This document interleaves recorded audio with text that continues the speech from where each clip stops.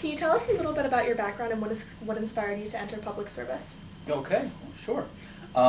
So I'm originally from Western Pennsylvania, not Indiana County, but the Westmoreland County area. Graduated from Pitt with a degree in English writing and communications. I worked as a journalist for a number of years in Murraysville and then in Butler County. Came to Indiana County in 1999 when I was hired as a community relations coordinator for PennDOT. And then I was promoted to be the press secretary for PennDOT in the Pittsburgh region in 1999, I believe. Moved to Pittsburgh 2003, lived there until 2012. Decided that we liked Indiana County as a better place to raise our family. I have 4 children. So we moved back here. I became the Indiana County Chamber of Commerce president then at that point.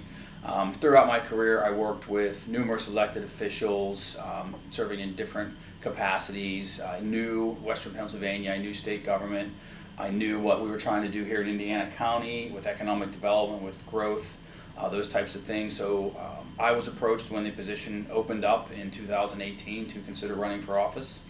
I decided to run for office, and here we are 4 terms later, and I'm still serving. What does a typical day look like for you as a state representative?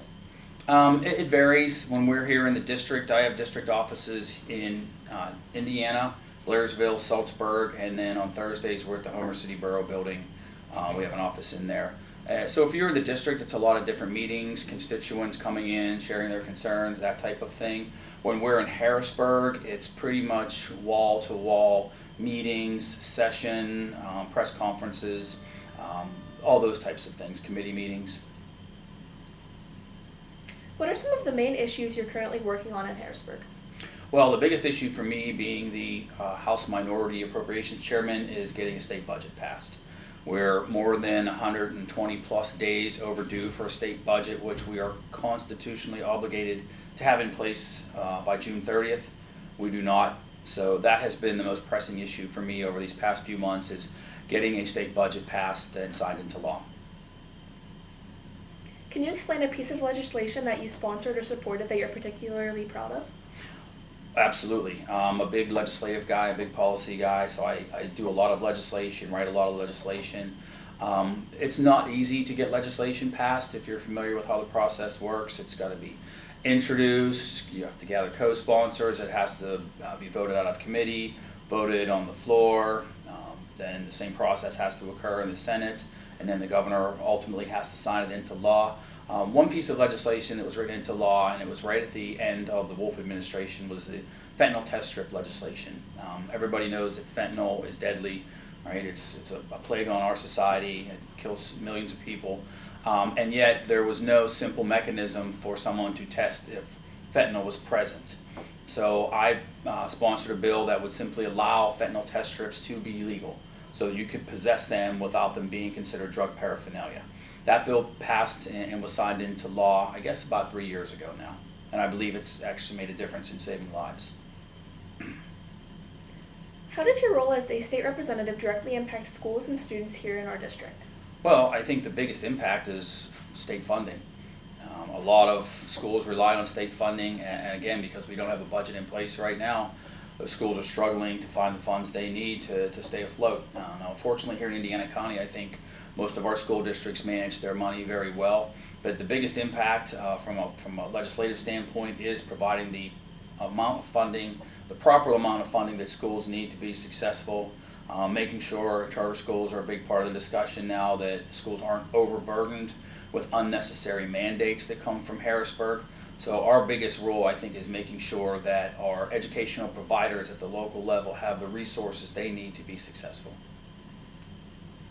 How does the state government support programs like career and technical education, media production, or the arts? Well, that's a whole lot of different, a variety of programs there. Career and tech ed, again, we provide the funding that we need to make sure that we have the proper resources for our tech schools. Here in Indiana County, we have 2 now with River Valley and their STEAM Center, and then the Indiana County Technology Center. We make sure that they have what they need to expand or grow their programs, that they're aligned with the business sectors that need them. Again, from our perspective, I think it's important that we allow educators to make the right decisions at the local level, and the best thing we can do is to give them the resources that they need.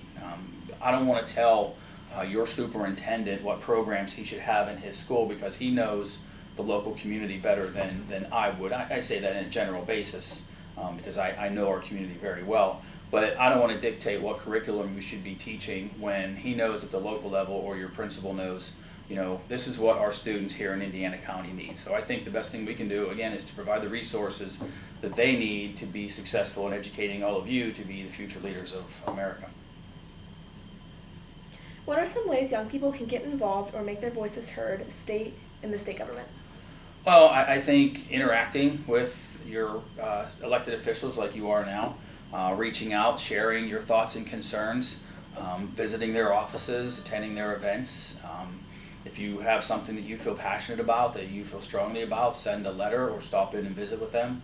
Most of your elected officials should be open to meeting with you, because your votes put them in office, so they should be responsive to whatever needs you may have. Many students don't fully understand what the state legislature does. How would you describe it as a role compared to the federal government?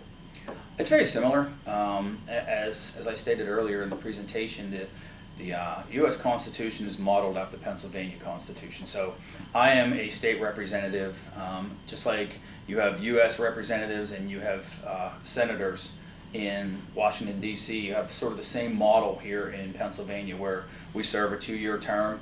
U.S. representatives serve a 2-year term, so you have to run for re-election every 2 years. So it's very similar. It's different in that we have a set amount of money that we have as state revenues, wherein in the larger picture for the United States, they have a lot more money that they can produce. We can't do that in Pennsylvania. It's simply the collection of tax dollars. So we have to be a little bit more careful with the money that we spend. Again, that's why we're really in this budget impasse right now. So there are very, very much similarities, but there are also differences in the scale of, I think, the approach. What skills or qualities do you think would make someone an effective public servant?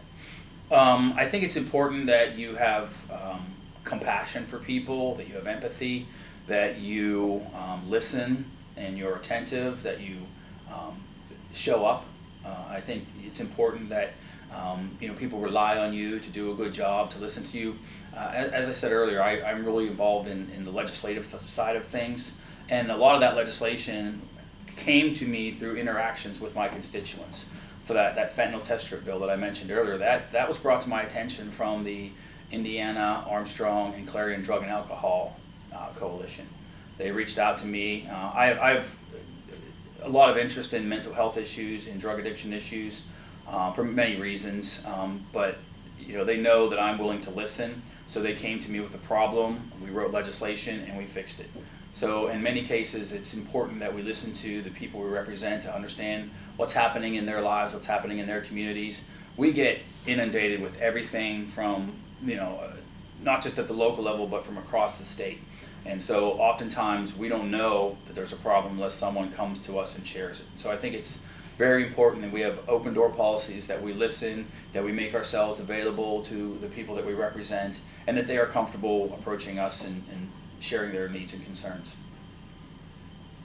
Who has been a mentor or a major influence on your career? Wow. I think I've taken a lot from a lot of people, good and bad. I've had a lot of different bosses, interacted with a lot of different people throughout my career.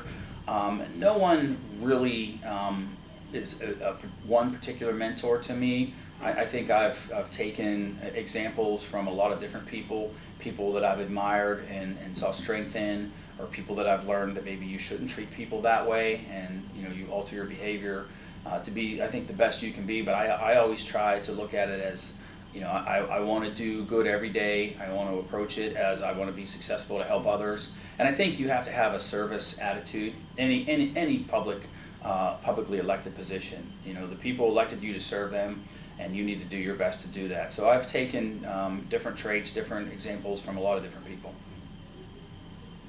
How do you handle disagreements or debate in government while still working towards solutions? Well, I think that the answer is in the question. If you take the personalities out of it, and you take both sides out of it and you look somewhere in where's the solution. You know, how do we separate the egos and the rhetoric and all that kind of stuff, which isn't easy in politics.